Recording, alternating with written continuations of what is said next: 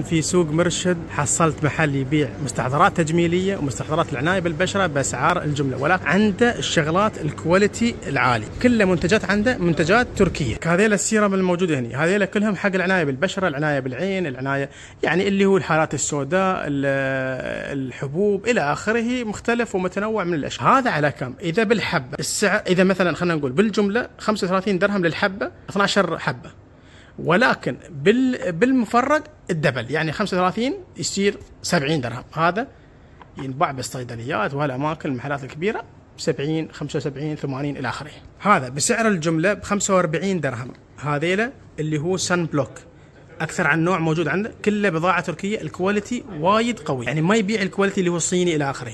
هذا حق البشره، اللي هو حق التجاعيد وهالامور، سوليوشن حق البشره.